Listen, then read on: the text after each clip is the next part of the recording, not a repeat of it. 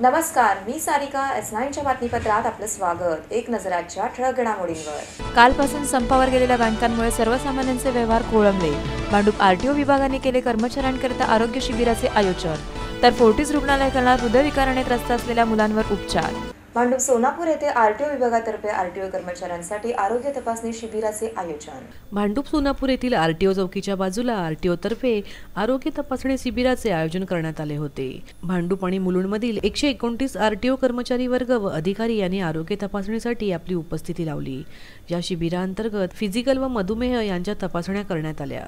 भाजपा नगरसेवक मनोज कोटक यावेळी उपस्थित होते. टी वॉर्डच्या हेल्थ विभागाच्या डॉक्टरांचे सहकार्य या शिबिरास लाभले. तर दिवसभर पोलिसांना उन्हात उभे राहून काम करावे लागते, तसेच त्यांच्या आरोग्याकडे त्यांचे दुर्लक्ष होते. यासाठी या शिबिराचे आयोजन केले असल्याची माहिती वरिष्ठ पोलीस निरीक्षक मोरे यांनी दिली. हे शिबिर भरण्यामागे उद्देश म्हणजे पोलिसांना अहोरात्र काम करावं लागतं. कामाचं लिमिट नाही, जेवणाचं लिमिट नाही. त्यामुळे त्यांच्या आहारावरती जो परिणाम होतो, त्यामुळे त्यांच्या प्रकृती परिणाम होतो. परिणामी शुगर वाढते आणि शुगर वाढलेली ही त्यांना वेळीच न कळाल्यामुळे उपचार करता येत नाही आणि विकोपाला गेल्यानंतर मग अनेक व्याधी होतात. त्या होऊ नये म्हणून प्रतिबंध म्हणून प्रत्येकाची शुगर आम्ही चेक करतो. दर साधारणपणे 2 महिन्यांनी हा असा कॅम्प होतो आणि या वेळेला हा म्युन्सिपाल्टीने स्वतः सहभाग घेऊन कॅम्प आयोजित केलेला आहे. साधारणपणे आमच्याकडे 134 अंमलदार, आणखीन 10 अधिकारी, 144 चा स्टाफ आहे आणि ते सर्व सहभागी होणार आहेत. आज वीकली ऑफ बंद असल्यामुळे सर्व अधिकारी, महिला कर्मचारी आणि अंमलदार यात सहभागी होतील. तसेच दर 2 महिन्यांनी या शिबिराचे आयोजन करण्यात येते. पोलिसांना दैनंदिन कामे करताना आजारपणात सुद्धा डॉक्टरांकडे जाण्यासाठी वेळ नसतो. भविष्यामध्ये याचा परिणाम वाईट होतो, हे त्यांना कळत नाही. म्हणूनच या शिबिराचे आयोजन केले असल्याचे सहाय्यक पोलीस निरीक्षक प्रभाकर थोटम यांनी S9शी बोलताना सांगितले. ह्या जे शिबिराचं आयोजन करण्यात येते आमच्या इथे, की पोलिसांना हे दैनंदिन कर्तव्य बजावताना की म्हणजे वेळ नसतो डॉक्टरकडे जायला, किंवा त्यांचे काय म्हणजे आजारी असतात, काय असतात, तर वरच्यावर ते गोळ्या घेतात, तेवढ्या पुरता पेन किलर घेतात आणि मग तो आजार तेवढ्या पुरता हे होतो. परंतु भविष्यामध्ये त्याचे परिणाम इतके वाईट होतात की म्हणजे त्यांना कळत नाही. हे आता आमच्याकडे मधुमेह शिबिर, शुगर म्हणजे डायबिटीस, हे शक्यतो पोलिसांचं कसं असते, वेळेवर त्यांना जेवण मिळत नाही, की पोलीसमध्ये वेळेला काही खातो बाहेरचं, जे म्हणजे आपल्याला शरीराला जे पचन होत नाही, त्यामुळे आपल्याला त्रास होतात. तर त्या संदर्भामध्ये आता हे शिबिर आयोजित केलेलं होतं. इथे आमचे जे वाहतूक पोलीस आहेत हे दिवस रात्र उन्हामध्ये काम करतात.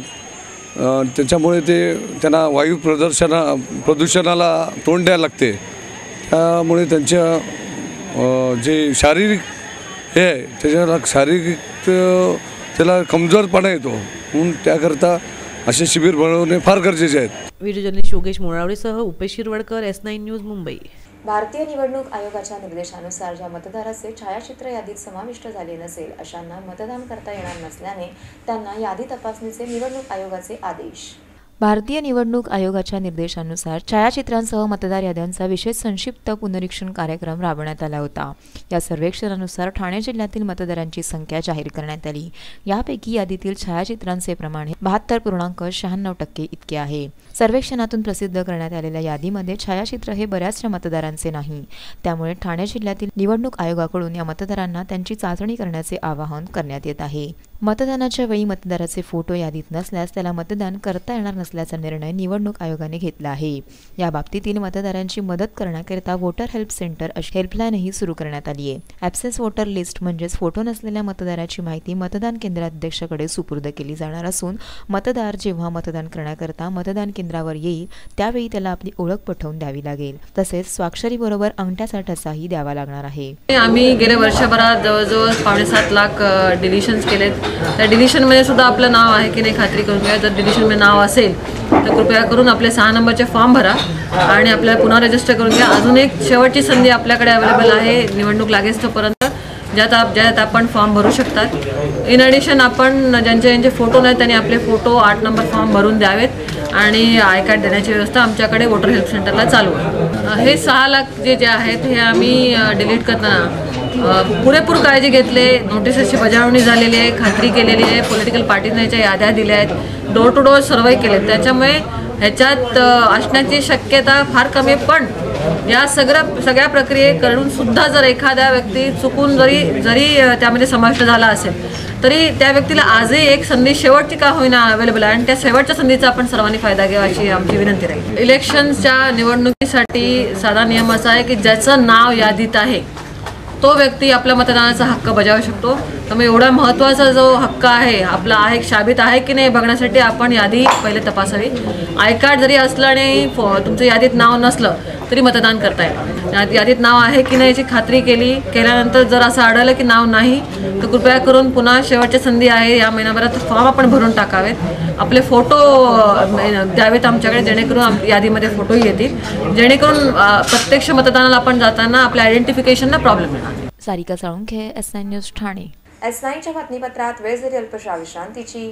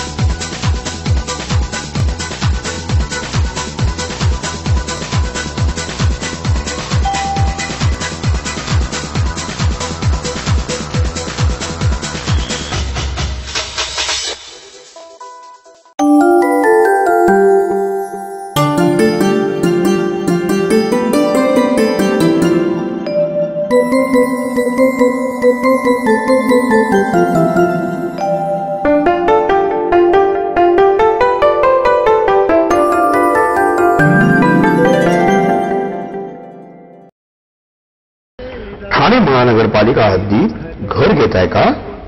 मग ते अनधिकृत तर नाही ना याची खातर जमा करा. अनधिकृत घर घेणं हा विकणाऱ्यासोबत विकत घेणारा देखील तितकाच दोषी असतो. तेव्हा घराची डोळस खरेदी करा. आपली कुठे फसवणूक तर होत नाही ना. यासाठी ठाणे महानगरपालिका मुख्यालयातील 4थ्या मजल्यावरील बांधकाम विभागात घराचा सर्वे नंबर, टिक्का नंबर याची खातर जमा करा. घराचं स्वप्न अवश्य करूया साकार, पण अनधिकृत घराचा नका करू कधीही विचार. अधिकृत घर म्हणजे उद्याची देखील निश्चिंती. अनधिकृत घराचे दार म्हणजे डोक्यावर कधीही तोडण्याची टांगती तलवार. जगणं तुमचं होऊ दे सुरेल गाणं, स्वच्छ सुंदर आणि अधिकृत घरांचं हसरं ठाणं.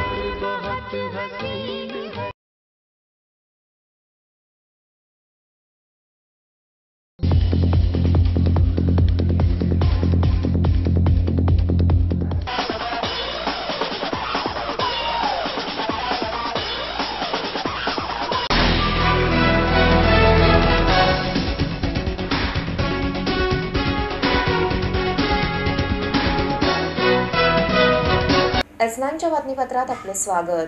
मुलुंडमधील फोर्टिस रुग्णालयातील हृदयविकाराने त्रस्त असलेल्या मुलांकरिता उपक्रम. दरवर्षी 3,500हून अधिक मुले हृदयविकाराने पीडित जन्माला येतात.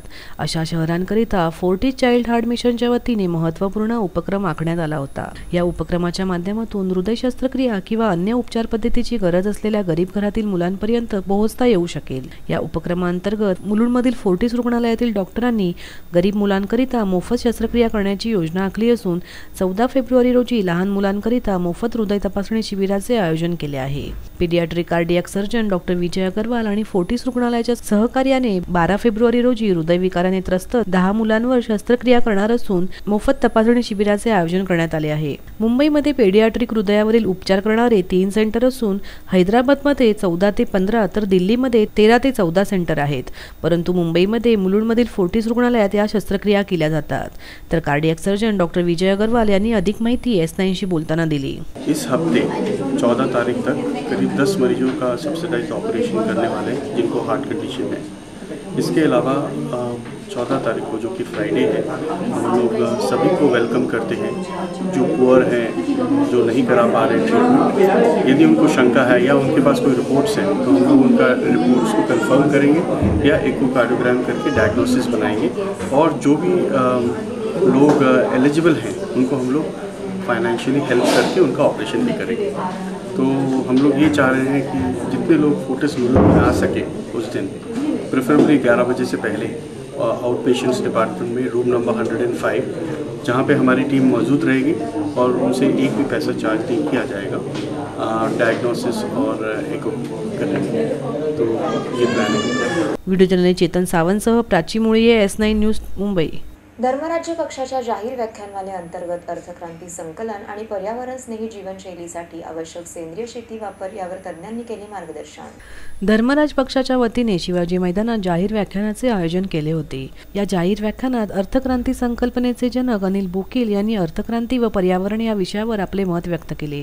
तर प्रख्यात विचारवंत व पर्यावरण तज्ज्ञ तसेच थोर समाजसेवक अण्णा हजारे यांचे सहकारी डॉक्टर विश्वंभर चौधरी यांनी राजकारण व पर्यावरण या विषयावर आपली मतं व्यक्त केली। स्वातंत्र्याच्या 66 वर्षांनंतरही महसूल कर रचनेतील क्लिष्टता, करगळती, भ्रष्ट व कार्यक्षम सरकारी यंत्रणा, पर्यावरणीय विनाश, कंत्राटी पद्धत, विषमता, बेकारी, कुटुंब नियोजन, महिलांवरील अत्याचार इत्यादी प्रश्न बिकट झालेत। या प्रश्नांवर अनिल बोकील व विश्वंभर चौधरी यांनी प्रेक्षकांपुढे आपले विचार मांडले। अर्थक्रांती जो मूळ विषय आहे तो काळ्या पैशाच्या बद्दल मुळातली लढाई आहे, त्याबद्दल हा विषयाची मांडणी इथे केली आहे। की आतापर्यंत 2500 वेगळ्या ठिकाणी मांडणी झाली, आज इथे पण ती झालेली आहे। देशाचे सगळे प्रश्न सोडवण्यासाठी मूलभूत आपल्याकडे काही संरचना पाहिजे, तीही मांडली ती आज इथे केली। त्याच्यामध्ये करांचं सुलभीकरण आणि मोठ्या नोटा व्यवहारातनं कशा बाद करून त्याच्याऐवजी बँकेनं कसं मोठ्या प्रमाणात समाजामध्ये किंवा याच्यामध्ये मोठ्याच्या बँकेचा वापर करावा याच्यावरही मांडणी आहे।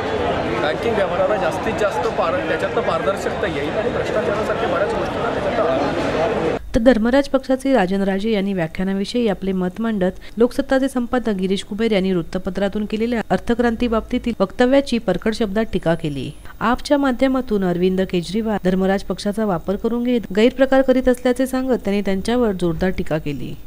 या तरुण पिढीच्या संदर्भात भूमिका घेतल्या गेल्या पाहिजेत। आता आम्ही तर उतरणीला लागलेली सगळी मंडळी 60च्या घरात पोहोचलेली, त्यामुळे अर्थक्रांती सारखे मुद्दे जे मूलभूत स्वरूपाचे आहेत, अनेक संकल्पना ज्या मूलभूत स्वरूपाच्या आहेत त्याचा ह्या तरुण पिढीला परिचय करून देणं गरजेचं आहे। आणि राजकीय पक्ष कुठलेच अशा तऱ्हेचे मुद्दे घेत नसल्यामुळे, वरपांगी सवंग राजकारण करत असल्यामुळे आणि या तरुण पिढीला गुमराह करत असल्यामुळे आम्ही हा जीव तोडून प्रयत्न करतोय लोकांपर्यंत जायचा आमच्या संसाधनांच्या मर्यादित राहून किंवा त्या उल्लंघून।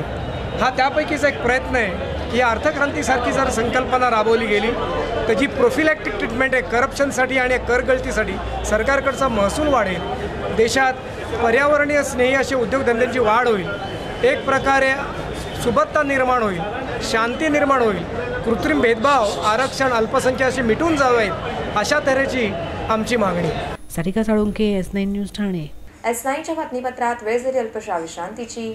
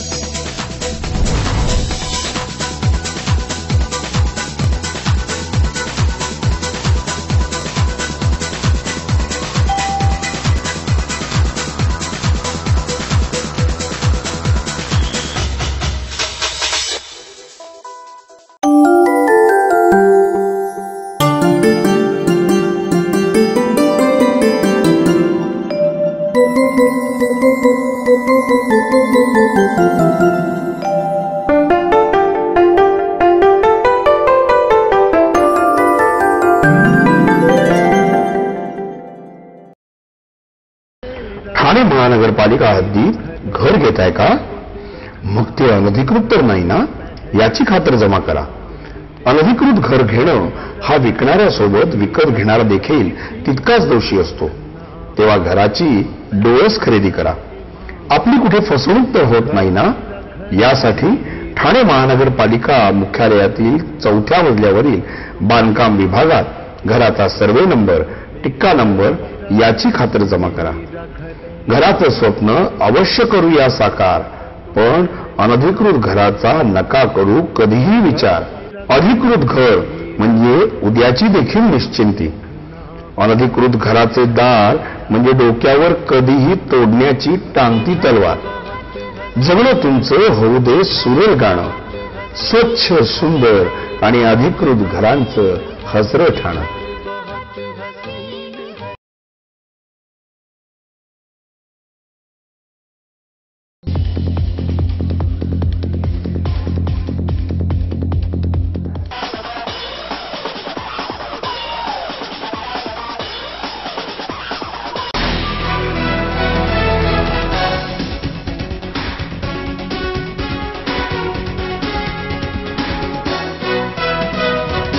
S9च्या बातमीपत्रात आपलं स्वागत.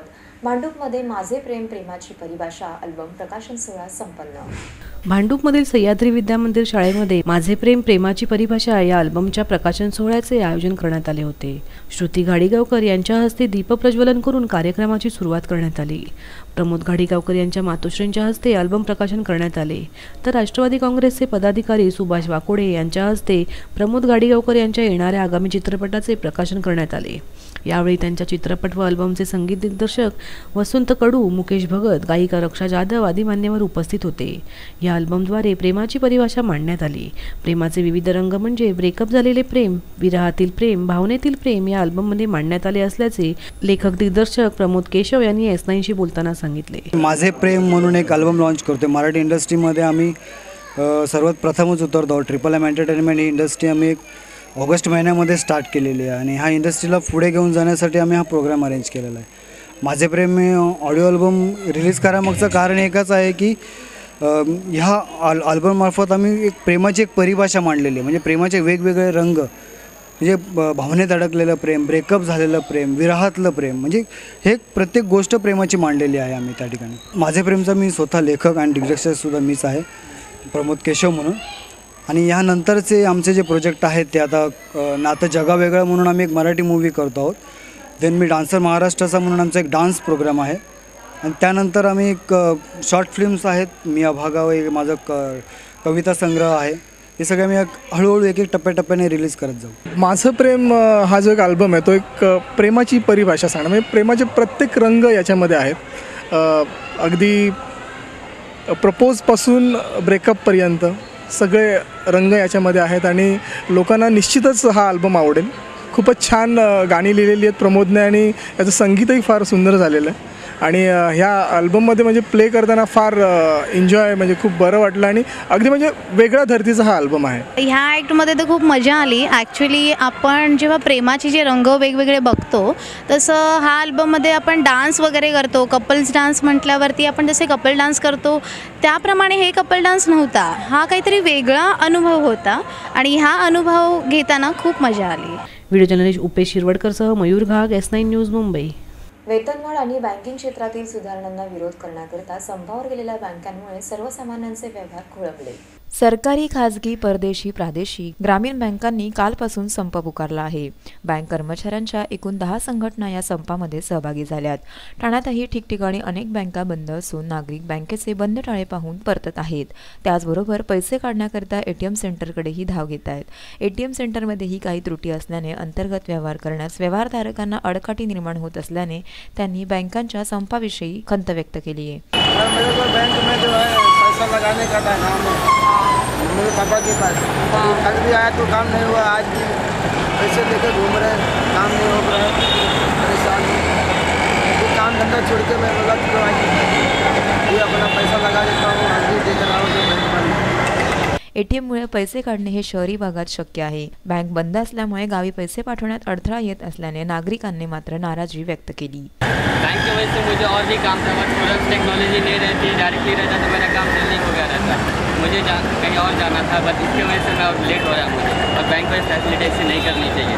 व्हिडिओ जर्नलिस्ट योगेश मावडेसह सारिका साळुंखे, S9 न्यूज ठाणे. शेवटी पुन्हा एक नजर आजच्या ठळक घडामोडींवर. कालपासून संपावर गेलेल्या बँकांमुळे सर्वसामान्यांचे व्यवहार खोळंबले. भांडूप RTO विभागाने केले कर्मचाऱ्यांकरिता आरोग्य शिबिराचे आयोजन. तर फोर्टिस रुग्णालय करणार हृदयविकाराने त्रस्त असलेल्या मुलांवर उपचार. S9च्या बातमीपत्रात इथेच थांबू. तोपर्यंत नमस्कार.